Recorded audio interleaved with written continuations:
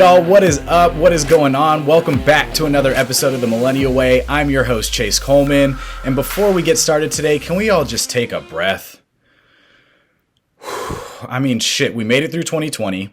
It's June in 2021, and things have kind of progressed in a little bit of a better way, I would say. Things are getting back to normal. Sports have fans, and vaccines have been widely rolled out. And that's right, the Millennial Way is back with another frickin' episode. In our last episode, we talked to Mitch Furman of the Texas Tribune to discuss how COVID has affected the media industry. And boy, was that a great episode. But today we're going to pivot a little bit, and we're going to be celebrating Pride with my man Mike Nichols of Nestle to discuss how Pride is and it should be celebrated inside and outside of the office. But before we get Mike into here, let's discuss this week's biggest headlines. First up for today, we got the internet is having a bad day. Now, y'all, Amazon, Reddit, Spotify, CNN, Twitch, Pinterest, and many, many more internet websites that, yes, you and I are using all went down this week in a glitch with this company called Fastly. So, yes, it's apparent. All of our favorite internet companies use one source too. Next up, we have boomers. Now, guys, boomers are rethinking retirement. What? Now, in the pandemic, boomers had either two options. One, retire early, or two, keep working longer past that typical 65-year age. Now, according to a Fidelity survey, 20% of boomers sped up their retirement, altering the retirement timing of the typical 65 age. But now, not only that, but boomers are also looking at retirement differently, prioritizing time with their family and friends over material things and traveling. So it took a pandemic for boomers to finally wake up and realize that material things weren't the only thing in life. Not shocking to me. And lastly, we got the FDA. Now, the FDA approved the first Alzheimer's drug today, which is super dope. Now, back in 2019, the FDA denied this company, Biogen, of their first Alzheimer's drug, and it was just approved this year with only one caveat. They have to run another clinical trial. Now, the drug is meant to slow the cognitive decline in people with Alzheimer's, so while it might not stop the disease entirely, it will at least make the lifestyle of those who live with this terrible disease slightly better. And if you have ever lived or been affected, if your life has been affected by Alzheimer's in any way, shape, or form, I have the utmost empathy and sympathy for you because it is a tough disease to deal with in your family.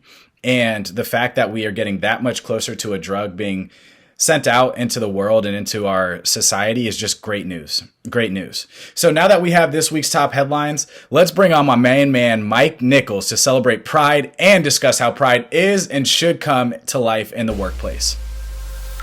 Y'all, and as I mentioned, I have an amazing guest today, an amazing guest to help us kick off Pride Month. I have my man, Mike Nichols here, who is also not only a good friend of mine, but a colleague who, I would say we talk every day except for when Mike's on PTO. And sometimes we talk even when Mike is on PTO, when he should be just enjoying his time.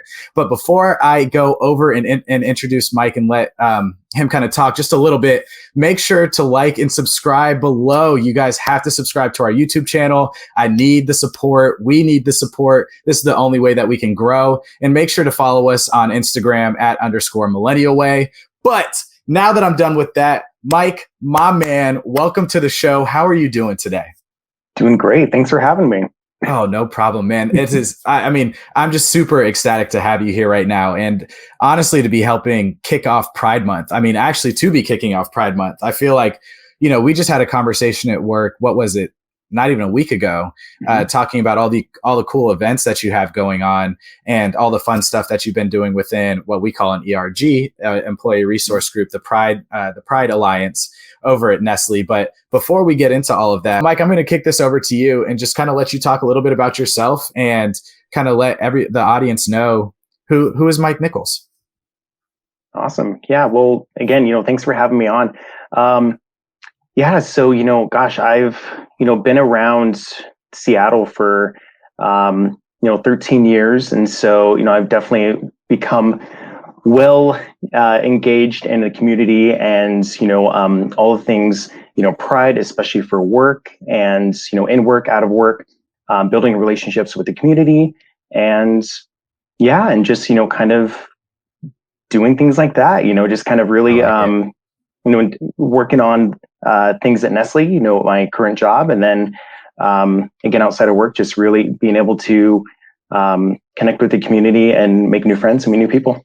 I love that. I love that, Mike. I mean, that's what employee resource groups are all about, right? Mm-hmm. Like to help meet other people who are similar to you or not similar to you, to make those bonds and those friendships to where they kind of carry farther than just the workplace, right? Mm-hmm. And that's one thing that I've admired about you ever since I came back from Nordstrom and came and joined the team. Actually, before that, I got to know you as you joined pricing and I was back in marketing, right? Like I would do my daily rounds Yep. around the office. And I remember just getting to kind of like walk by and then we'd say what's up. We'd kind of just like chat for a little bit. And then when I finally came back and I joined the pricing team, you were the first person that reached out like, hey man, congratulations. Let me know if you need anything. And that's always something I've always admired about you because that's who you are. I mean, that's kind of who you've always embodied. And I guess that leads into my next question for you, which is what does pride kind of mean for you? Like, what does that mean to you? Like Mike Nichols, what does pride mean? Yeah. Gosh, and it's such a really good question. It seems like, a foundation question if you were to ask somebody, what does pride mean to them? It's like, oh, it's going to be easy to answer. But the Yeah. thing about it too is that depending on who you ask, you're always going to get a different answer Mm-hmm. because people come from different backgrounds. People come from different parts of the world, the country, and so people have had different upbringings. And so really pride is what it means for that person. Right. Yeah. And It's so, based on their interpretation, right? Because yeah. it's like you were saying, like they live a completely different reality than everybody else. And while there might be something similar, that doesn't mean that everybody is the same, right? We're all really unique people. Mm-hmm, exactly. And so, yeah, 100%. And so, I grew up in a small town in Idaho, and I had such a great support group with my family and friends.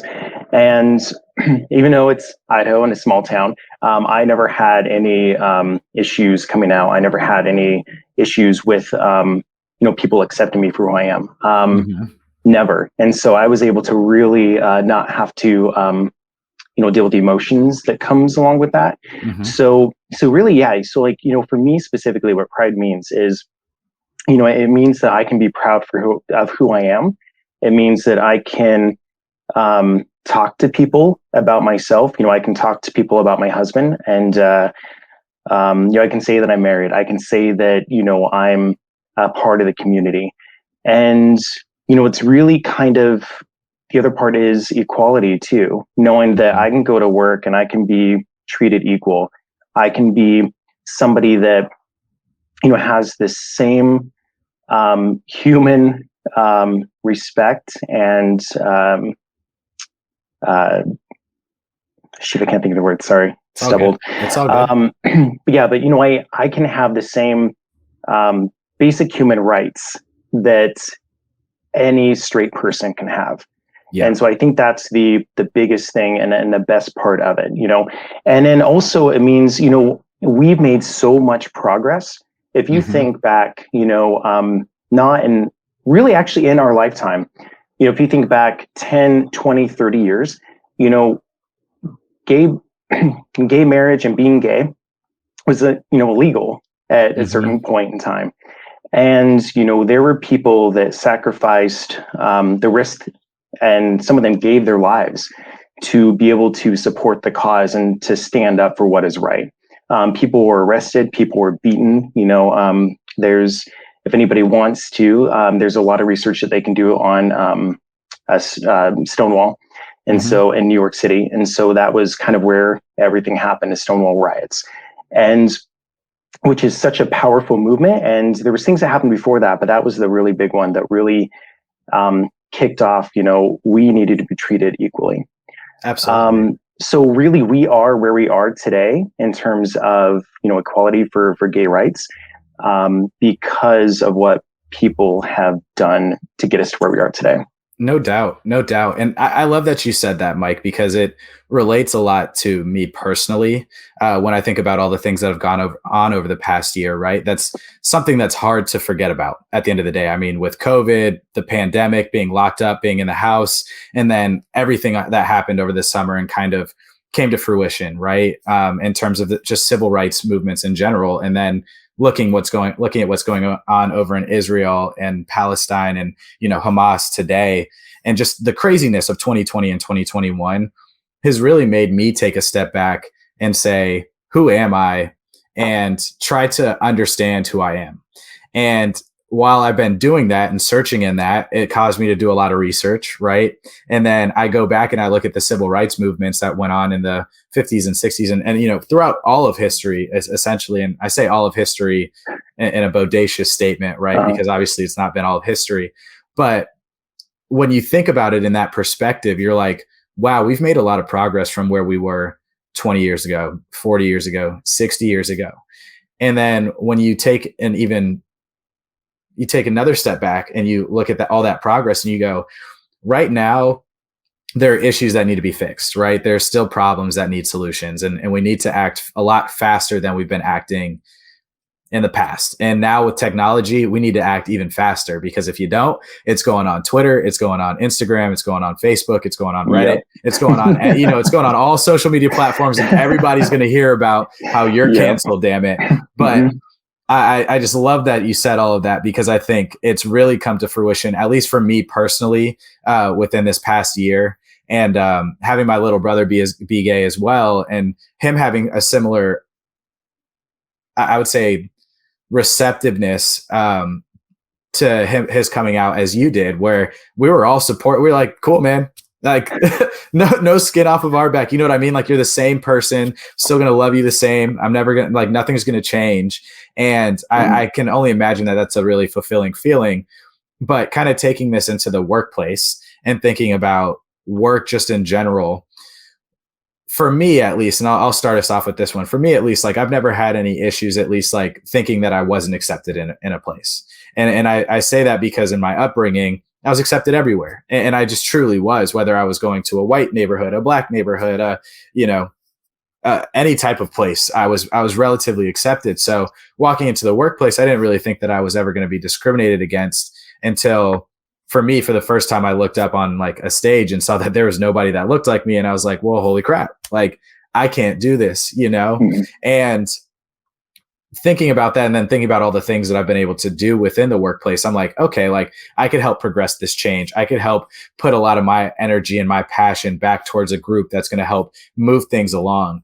And my question for you, Mike, is, as we see that, like, DE&I, right, diversity, equity, and inclusion, has become a very vital thing in corporations, and it's been a buzzword, to say the least.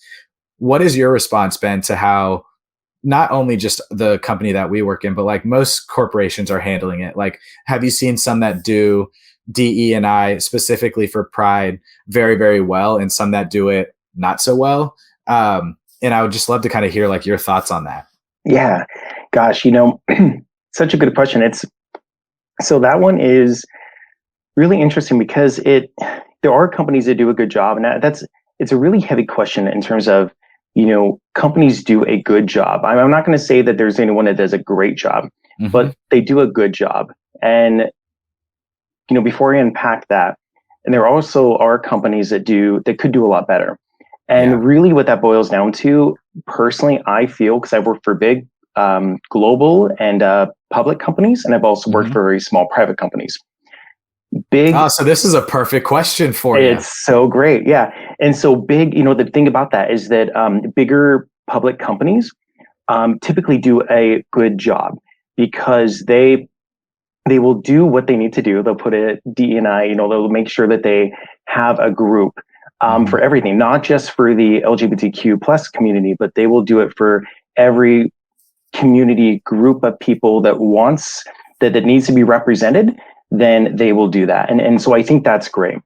Where I think that, progress could be made in terms of a smaller company is that it's out of sight, out of mind. They don't represent or acknowledge anyone. They'll treat people equal, but they don't really acknowledge any, if you're not a straight white male, then they won't really, you're just an employee. Everybody's an employee. Everybody's the same, equal. And and that's really how it is. There's no representation, and there's no, I want to say diversity, but there's really nothing that can, that the people can actually be a part of. Yeah. And that's There's the not like really a group. difficult part. Yeah, Well, I could exactly. imagine that. And especially being in a smaller office, I'm imagining this because I've never worked in one. And I would say it's probably because in bigger corporations, you have a much larger population size, right? And within that, you get a lot more diverse groups. Just like it just happens that way, right? I mean, we talk often about how you could get a lot of people who may look the same all in one group, right? Within a large corporation, but there's Mhm. some diversity within every corporation in some way, shape, or form. And when you're able to get two people together who could get the backing by a corporation now, because not only is it the right thing to do, but it's also, it looks really good for you. And if you don't do it, it makes you look really, really bad. But when you take those two people, then those two people all of a sudden have lunch with somebody else, and then it grows, and it grows kind of organically, right? Like the mushroom Mhm. effect, where it just like starts with the stem and then it grows out. Smaller companies, it's really difficult to do that because you might be the only one. And I could imagine, and I'm going to ask you that, and this is a question for you, but like when you're in a smaller company, do you feel more or less secure to speak to like someone who's in a higher level than you about stuff of this sort? Because Mhm. in my hypothesis is that it would feel a little bit less secure to go talk to them about personal things because like you're saying, we're all just employees, we're all equals, we're all just here to kind of work, right? But at the same time, I've heard about family environments that could come together within small offices too. So I'm curious to get your perspective on like, would you talk to your superior about pushing Pride Month or Black History Month, or you know what I'm saying, like anything of that sort? Or would you, if the company is a little bit more, I guess we could call them conservative in that aspect, where they don't want to go all that way to push those different um, movements, like is it a little bit less, so yeah, I would say like, are you a little bit less Yeah. secure talking to them? Yeah. So my small company, experience is that I never did. So it's really interesting about that because, you know, it's interesting because, you know, kind of talking about the first question a little bit, kind of incorporating these two together, right? Yeah. Working for a small company, you're there, you're buttoned up, you just keep to your work. You'll create a small family, Hmm. you'll have your group of friends. But really, for me, there was never any comfort. There was never any comfort to speak to my managers or any higher ups. I just went there, did my work, did my own thing. But then, kind of another piece of the puzzle with what pride means is incorporating these two together is that we should be proud of who we are, and we should feel comfortable in the workplace to be proud and happy and out and be ourselves. But Hmm. because outside of work, you know before I really developed what pride meant to me is okay, it's house during Pride Month, there's house parties, there's events, there's different things, there's all these social gatherings, and you have that aspect, but then the next day, nope, you're back to your 9 to 5, and you're Hmm. back to just kind of going back in the closet. And it's you know it's so interesting to have to like turn off the switch. And one thing I feel about with Nestle, where I'm at now is, I can still be who I am and be comfortable with who I am, and have conversations with my coworkers, Hmm. and be able to feel comfortable with that. Because I came to Nestle from a small company, and I first started, I never talked about my relationship. I never talked about my marriage. I never talked about anything because I didn't know who I could trust. And I Yep. didn't know if this is a safe space. Quickly realized that there was some, uh, I'll never forget until I'm old and gray, and I'll never forget this person, but there's a manager on our team who took me out to coffee Hmm. and wanted to get to know me, and basically said, hey, so how's it going? Like, what do you do for fun? Like, how's life? How's things? And, and I was able to talk, about a little bit. And I said, oh, I kept saying my partner. And then Hmm. finally this person said, what's your partner's name? And I said, Chris.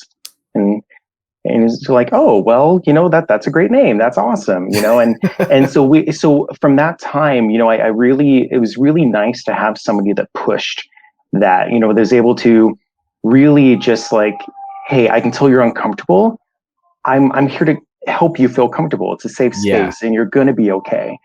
And, so companies like that, companies are companies, but it's the people that really make the company. So I think that that's such a big piece of the puzzle, is that, it's so community based, right? Mm-hmm.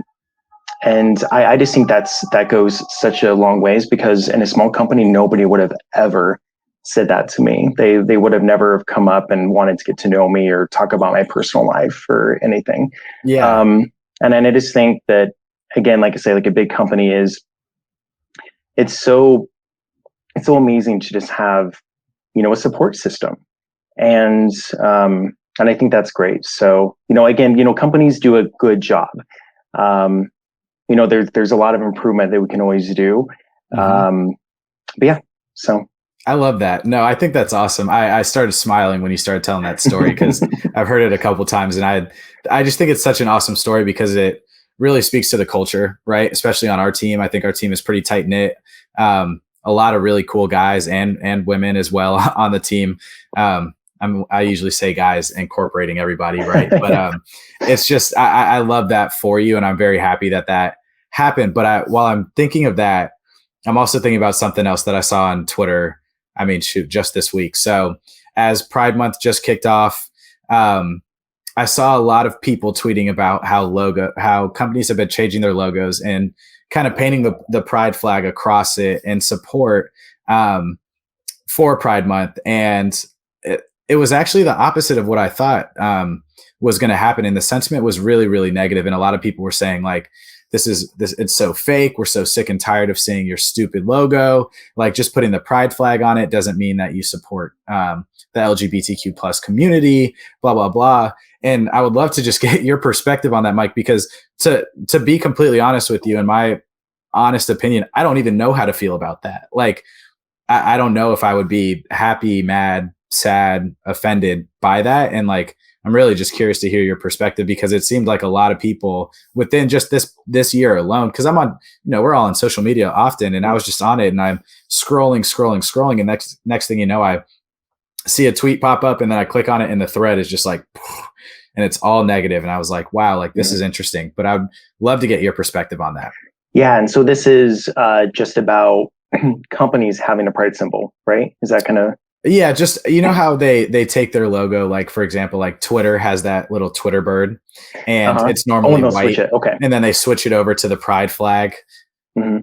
So so real curious to hear from you, because I was just so shocked to see this yesterday, man. I was like, what is going on? I was like, are people just finding a reason to be mad now, or is this really something that like I should look a little bit deeper into and try to understand a little bit more? Yeah, so that's exactly it. So, there's people that will be out there, and people will just say negative things just to say them. There are trolls. There's trolls on both, every spectrum you can think of. There are trolls, and it's going to happen. That's the internet. That's the day and age that we live in.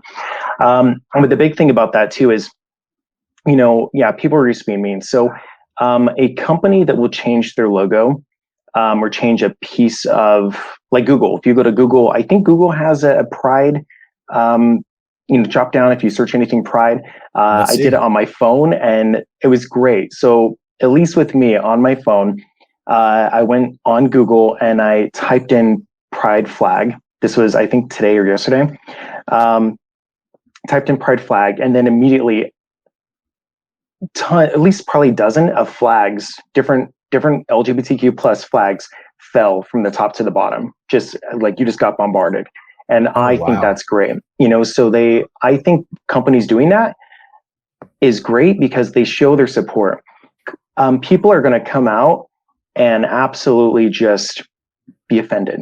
And that's that person's issue, because, companies need to, I personally feel companies need to support the community. Mm-hmm. So when that goes into a little bit more of a specific piece of that puzzle is, really should companies be political? And one thing I've been really diving into is the, political piece of, companies. Should public or private companies, get involved in politics? I personally think that in order to help defend their employees, I think that's a really powerful and really important stance that companies need to take. How far they go, there's kind of a gray area there.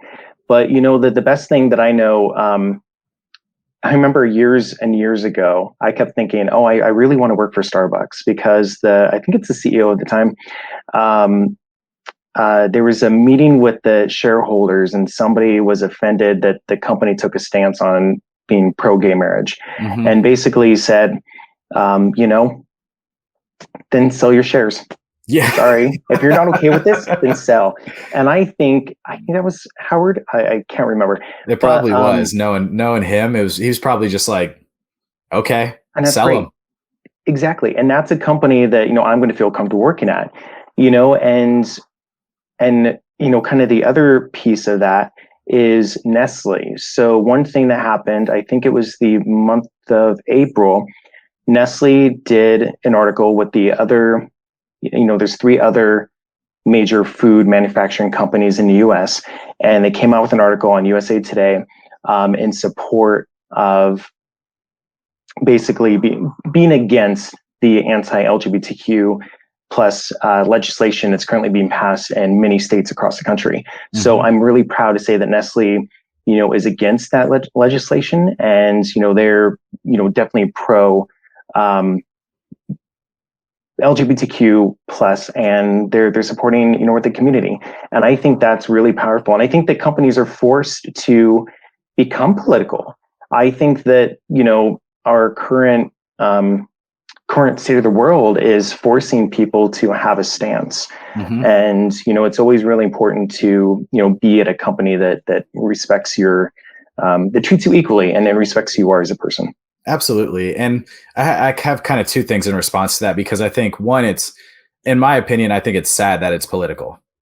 To be honest, I think it's sad that when we talk about human rights, I mean, we're talking about people who are all born with running blood through your body, a heart, a brain, some people born without ligaments, whatever, but we're all humans at the end of the day. And the fact that it has to be political, in my opinion, is just absolutely absurd.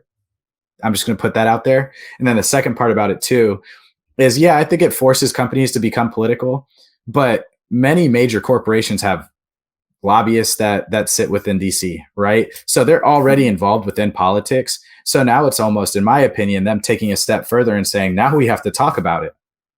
Right. All of that stuff, like, until I got into business school in my undergrad, I didn't really understand what lobbyists were, what lobbying meant. And when I finally figured that out, I was like, so this is all happening like under the table, essentially. This is all happening on the side, right? Yep. And it's legal. So I'm not saying it's illegal. I'm not saying there's anything wrong with lobbying or lobbyists, but I think it's forcing companies to finally come out and say, we stand with the LGBTQ plus community. We stand with Black Lives Matter. We stand with, X, Y, and Z. We stand with all these different groups. We stand with women, right? And they have to say that. And then they also have to start putting their money where their mouth is. And I just think I hate that it has to be considered political, because there is, like you were saying, legislation that's being passed across different states that are not necessarily in any way, shape, or form helping the LGBTQ plus community, which is a good thing it's not that being passed is not a good thing, but Nestle standing up saying that they're against that, and other companies standing up saying that they're against that, is a good thing. But I'm going to kind of flip the script on this one now, and we're going to get a little dreamy. Okay, Mike? Okay. We're going to imagine that Let's do it. It's 10, it might be 5 years, it might be 10 years, it might be 15 years, whatever it looks like for you. You're a CEO of a company, and it is now February. It's February. You guys are talking about planning for Q2. You're like, oh, hold up. We got something that's really exciting and really, really important to me that's coming up, and that's Pride Month. How are you celebrating Pride inside your office? And what would be some of the key things that you would do, or that you would make sure were kind of done for your employees? Great question. So to start, first things first, letting employees,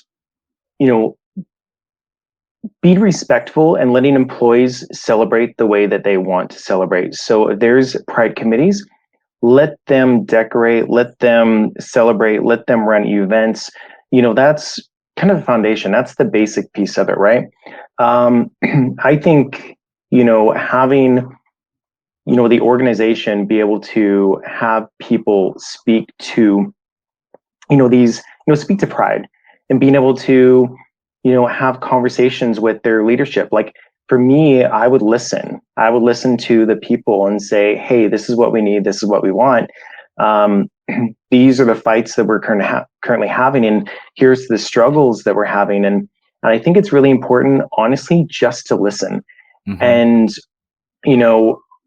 the other part is having a very, celebrating pride. This is a little outside of that, but having a very diverse leadership, having people in place that that can speak to the community and be able to be part of that community.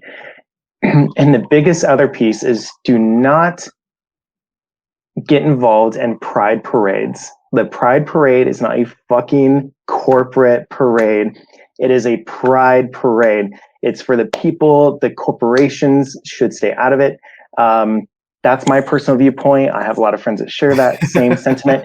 A lot of people get mad at me for that, but I do not care. It's fine. That's how I feel. The best thing for me on the pride parade is the Dykes on Bikes. I think that's amazing because it's a community.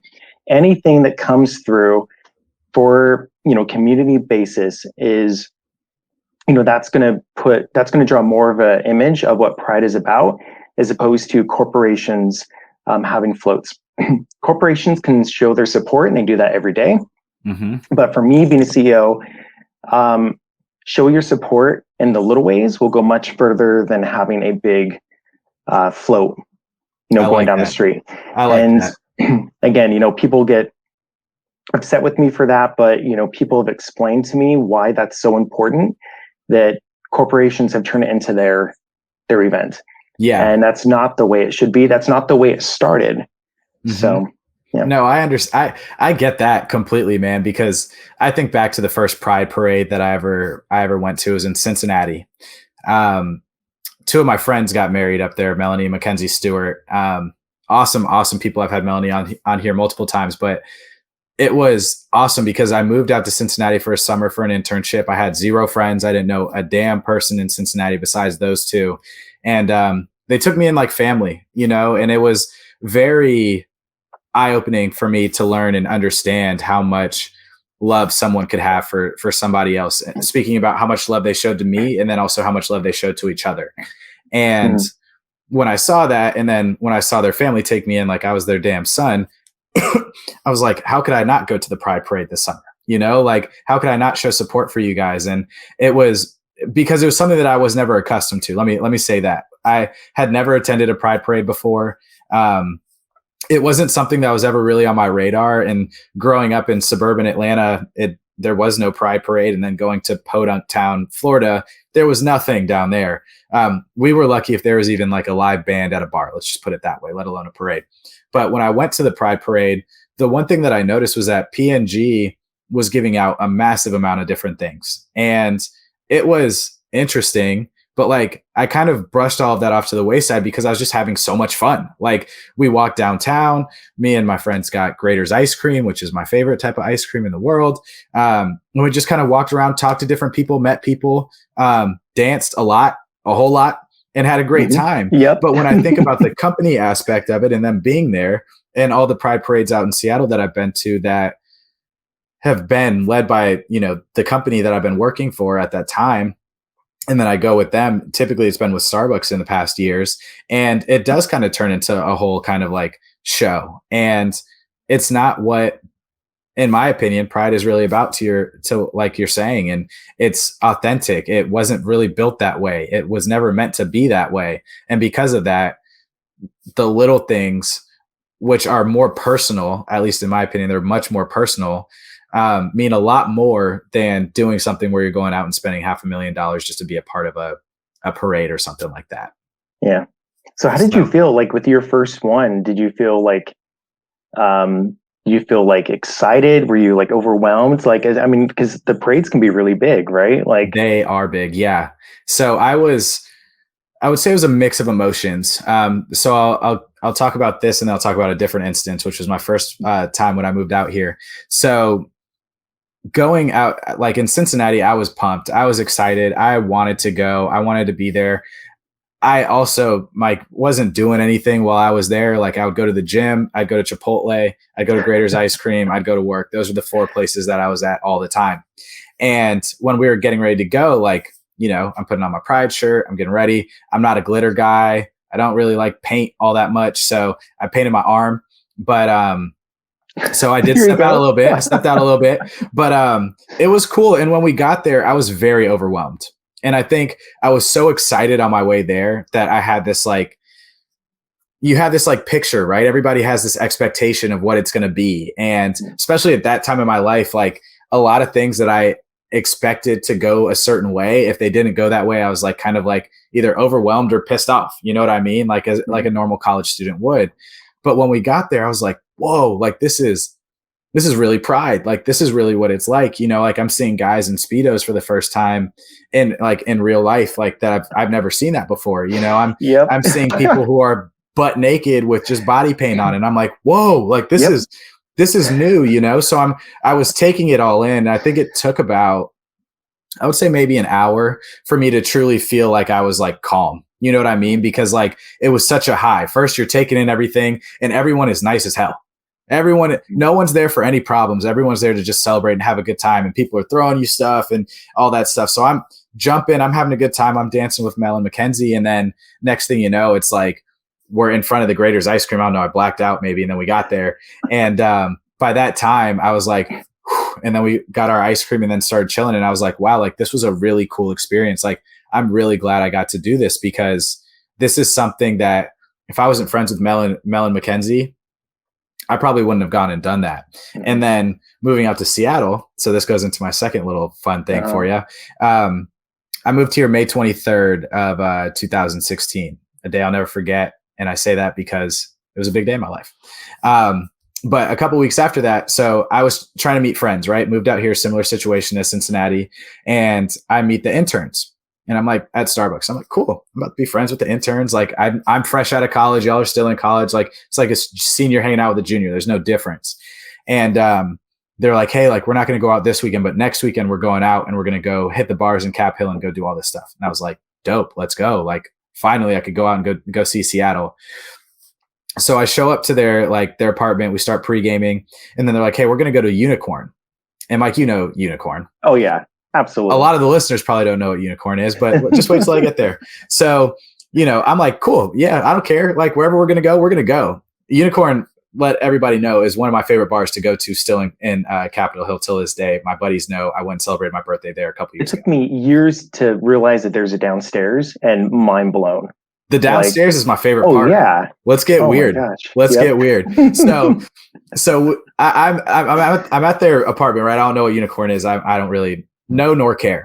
So we end up going out, and mind you, I don't even recognize that it's Pride Month at that time. Like I had recognized it because we were celebrating it at work, but once I left work, everything that happened at work was outside my mind. I was on drink mode. I'm gonna go out and go have a good time. So time goes by.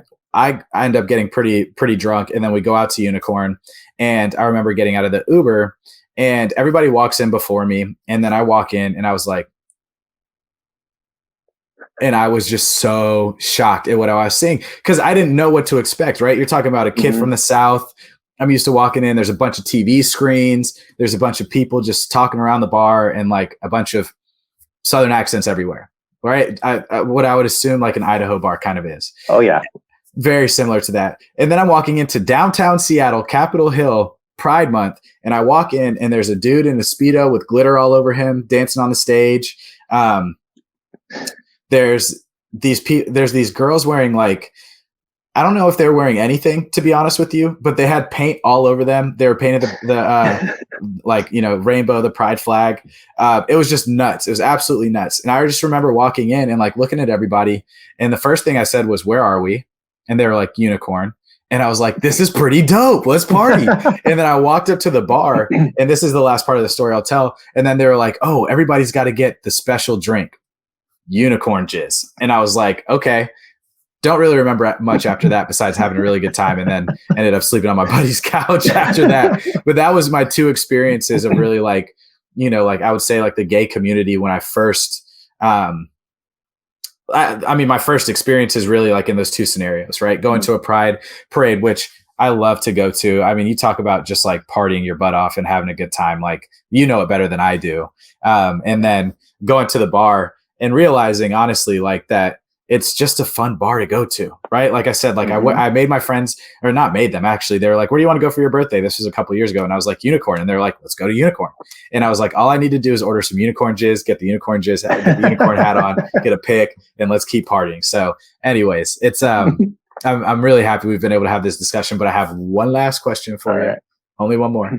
Right. So this one's unrelated to pride. I have to ask everybody this one, Mike, but say we randomly met in an elevator, or not an elevator because we might not have enough time, but we're just sitting out at a coffee shop. We don't have our masks on. It's post-COVID. Things are great, right?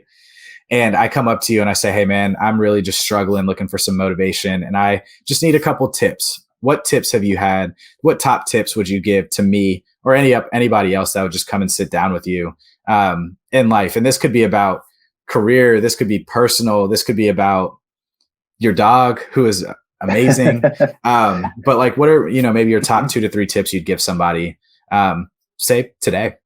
Yeah. Gosh, if we were to meet in an elevator, don't take candy from strangers. Just kidding. Okay. I like that one though. Hey, that's a good one. It doesn't matter what age you are. Doesn't matter what age you are. Gosh, the first one would be, really just, know your audience. I have a couple thoughts in my head, but, both are from personal experience, but just making sure you know your audience, making sure that, because during a busy or stressful situation, your response and your actions, reactions, will go a long way. They will speak louder than words. We always hear, but it's true. You will make or break friendships that way. You will make or break how your coworkers perceive you that way. I think that is extremely important. It's something that I always kind of live by, and by doing that, I've gone a long ways. So that's the first one. That's a really good one, Mike. That one, I haven't thought about that one. That's really good. Yeah. And so, that's one of my favorites. And then the other one is, always be positive. So if somebody were to ask me, hey, what's Mike like? What's his personality like? And one of the top 2 or 3 things that I always want them to say is, I'm very positive. Positivity is addicting. Positivity is amazing. It will go a long way. It's addicting. It will help you shine in a negative situation, or just, again, kind of knowing your audience. It'll really help people have a different viewpoint of you, and it'll just it'll just rub off on people. And I think that people will see that, and then they can easily just absorb it. And, really any negative situation can be turned positive if you allow it and if you welcome it. And I think that that's a big piece of having a really long, happy, healthy, amazing life, is just, radiate positivity in every conversation and action and interaction that you have. Oh yeah. I have one quote for you after that, because that is, I love both of those, Mike. I think those are awesome. And on the second part, my quote for you is, and for the audience as well, is people don't necessarily always remember what you say to them, but they'll always remember how you made them feel. Mm-hmm. And if you think about that and you go back into your memory bank and you think about different instances and moments that have happened in your life, you may not remember every single thing that people have said to you. Now, there may be some things that stick out, right? There may be, but at the end of the day, you're going to remember that feeling more than anything else. And I think that positivity aspect of it, I mean, man, I couldn't have said it any better than you. I think you said that amazing. But on that note, we are going to close out. Mike, thank you so much for joining me, man. This was so much fun. I get to talk to you every damn day, so I hope you don't get sick of me. But thank you for joining me on the Millennial Way, man. Got to drink wine awesome with you while doing this. So, I mean, hey. That is right, my brother. That's what we do. That's what we do. But on that note, man, thank you again so much. I hope you have a wonderful, wonderful, wonderful evening.